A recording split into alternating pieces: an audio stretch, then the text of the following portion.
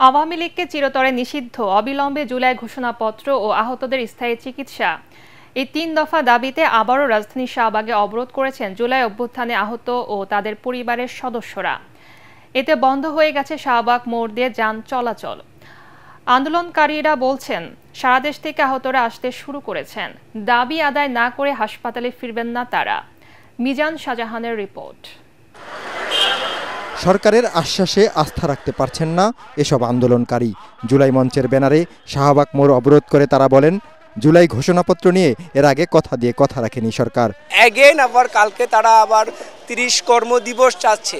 তো যেহেতু তারা আগে আমাদেরকে একটা মিথ্যা প্রতিশ্রুতি দিয়েছিল, এখন আমরা এই বর্তমান যে তাদের প্রতিশ্রুতিটা, এটা আমরা কোনোভাবেই বিশ্বাস করতে পারছি না। আন্দোলনে অংশ নিয়ে আহতরা বলেন, সুচিকিৎসার ব্যবস্থা না করায় চোখ নষ্ট হয়ে দৃষ্টিশক্তি হারাতে যাচ্ছেন অনেকে।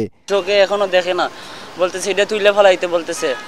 এটা যদি বিদেশে নেয় বাইরে চোখটা কিছুটা হলে ভালো হবে। আমার একটা ড্রপ দিয়েছেন, শুধু ড্রপ দেও, খাওয়ার ঘুমার কোনো কাজ নাই। এমন এক পর্যায়ে গেছে যে আলোটা ফিরাইছিল, এই আলোটা আবার ড্যামেজ হয়ে গেছে।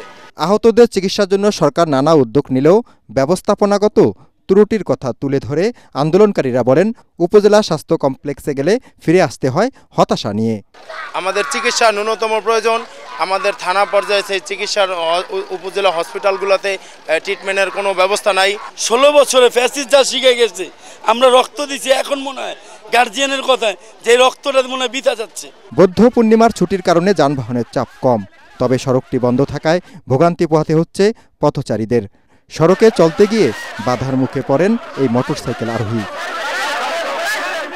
মিজান শাহজাহান, এটিএন বাংলা, ঢাকা।